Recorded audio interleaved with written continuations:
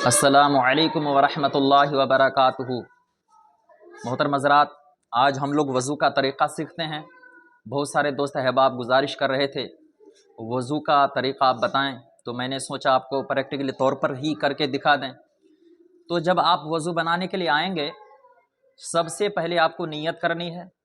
नियत के बाद में बिस्मिल्लाहिर्रहमानिर्रहीम पढ़कर मिसवाक कर लें। अगर मिसवाक ना हो, उंगली से दांत मल लें। उसके बाद आपको दोनों हाथ धोना है। ये जो दोनों हाथ है एक साथ नहीं धोना, बल्कि अलग अलग हाथों को धोएं। मैं आपको धोकर बता रहा हूं। सबसे पहले दाहिना हाथ, सीधा हाथ, इसको धोना है। इस तरह से यह हाथ धो लिया हमने। उसके बाद फिर ये उल्टा हाथ धोना है। ये उल्टा वाला हाथ हमने धो लिया। फिर उंगलियों का इस तरह से हम खिलाल करेंगे। इस तरह से उंगलियों का खिलाल कर लें ताकि हर हिस्से पर पानी पहुंच जाए। यह हमने खिलाल कर लिया। 3 मरतबा हमने हाथ को धो लिया। अब हाथ धोने के बाद में हमें 3 मरतबा कुल्ली करना है। अगर आप रोज़े से हैं तो गरारा ना करें, और अगर रोज़े से ना हो तो गरारा के साथ 3 मरतबा कुल्ली करें। आइए कुल्ली कर लेते हैं।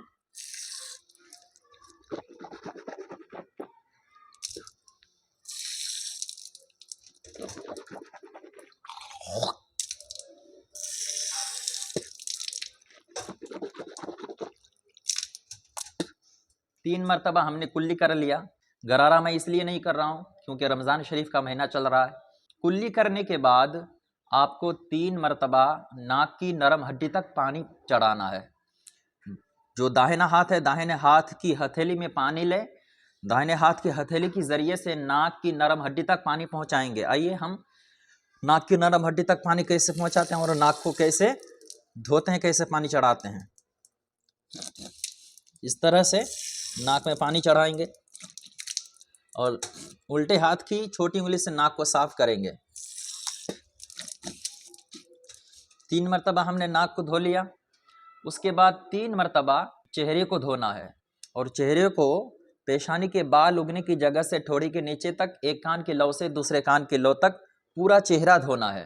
कुछ लोग जल्दबाजी में ज़ोर ज़ोर से पानी को मार लेते हैं, पूरा चेहरा धोया नहीं जाता, और ज़ोर से पानी को चेहरे पर मारना ये मकरूह है। इस तरह से पानी को ना मारें, क्योंकि जो आपके आजू बाजू में लोग होंगे उनको तकलीफ़ पहुंचती है, फिर उन पर छींटें पड़ती है और आप छींटों के ज़रिए उनका इस्तकबाल भी कर लेते हैं। तो इस तरह से वज़ू ना बनाएं, दूसरों को तकलीफ़ पहुंचे, ये वज़ू का तरीक़ा नहीं है। बड़ी आसानी के साथ में अपने चेहरे को धोना है। आइए चेहरे को धोते हैं। इस तरह से पानी लेंगे और पूरा चेहरा धोएंगे अच्छी तरह से। इस तरह से धो लिया।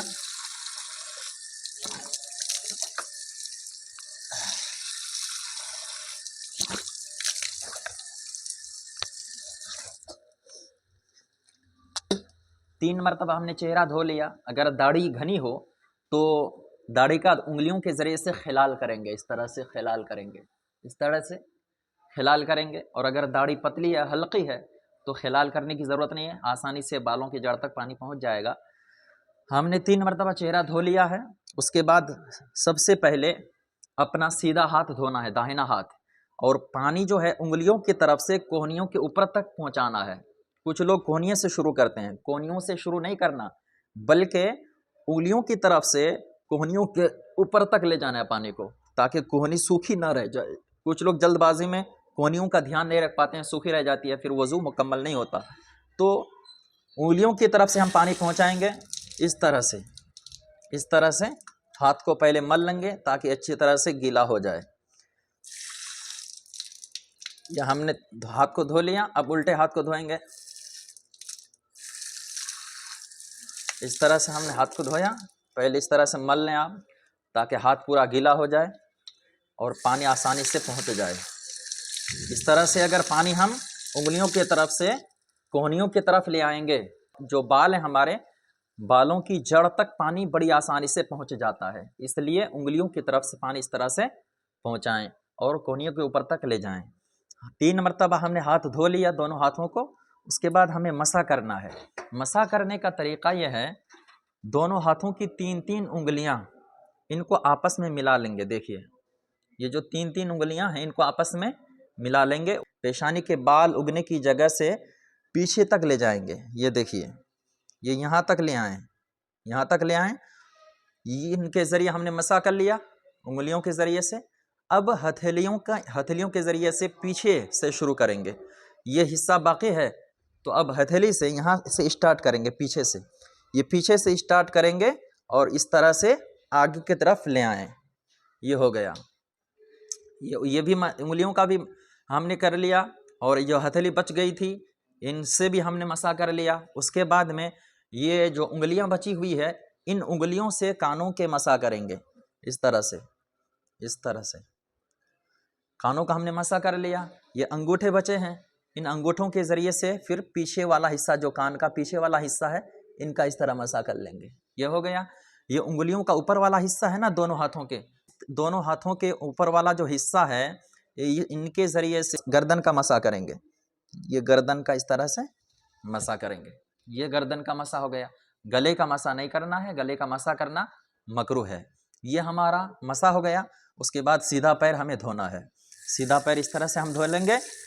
छोटी उंगली से उंगलियों का खिलाल करेंगे इस तरह से, और सीधा पैर हम धोएंगे तो उल्टे हाथ से धोना है। बायां हाथ से अपने पैर को धोना है। पहले दाहिना पैर धोना है, फिर उल्टा पैर धोना है। इस तरह से पहले खिलाल कर ले उंगलियों का, ताकि पानी हर हिस्से पर पहुंच जाए।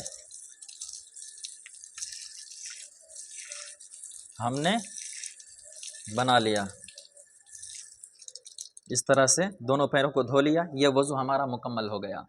ये जो तरीक़ा है, ये तरीक़ा मर्द औरत दोनों के लिए है। दोनों के लिए एक ही वज़ू है, सब के लिए ये तरीक़ा है।